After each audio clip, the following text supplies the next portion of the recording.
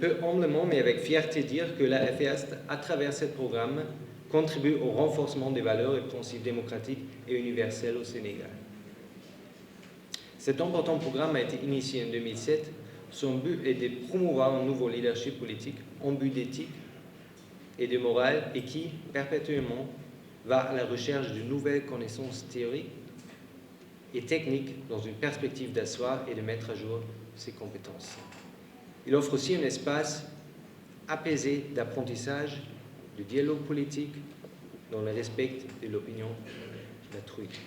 Chers jeunes leaders, au regard des connaissances et outils dont vous disposez aujourd'hui, nous sommes convaincus que vous jetterez un regard nouveau, une démarche nouvelle dans les vastes chantiers que la démocratie, qui a toujours besoin d'être revitalisée et renforcée par des esprits ouverts et bien formés.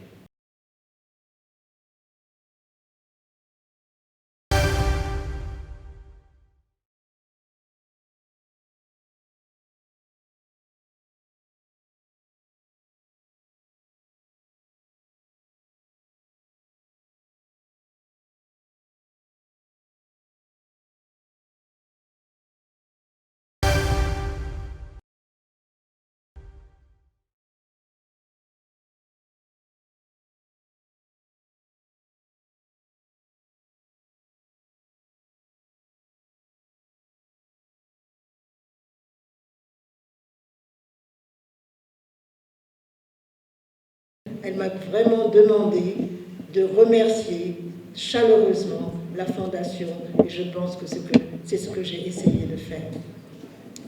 Je ne serai pas très longue puisque je pense que beaucoup de choses ont été dites. Elle m'a demandé aussi de pouvoir m'adresser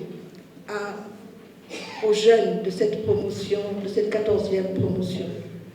Alors, en m'adressant à vous, je voulais en premier vous dire qui était votre marraine. Insister sur ce point, parce que c'est une femme exceptionnelle, extraordinaire, on a dit, reconnue par ses pairs.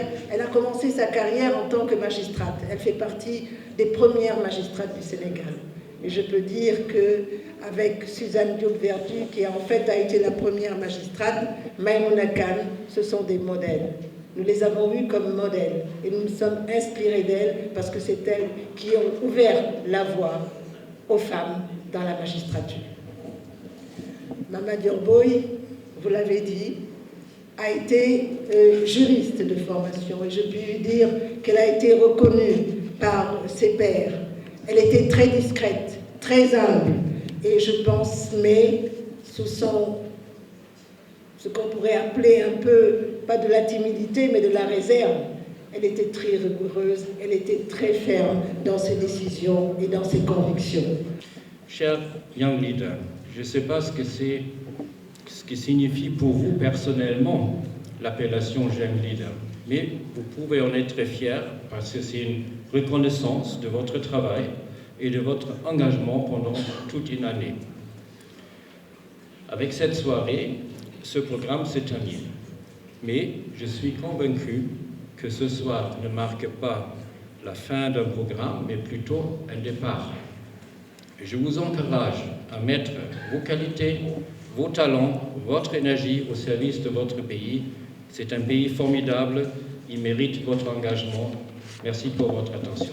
Tous les récipiendaires aujourd'hui sont unanimes à reconnaître la pertinence de cette formation, mais surtout la pertinence de cette démarche qui met en relation des jeunes de partis différents, des jeunes d'obédience idéologique différentes, mais des jeunes aussi appartenant à différentes organisations. Et ce sont les leaders de demain.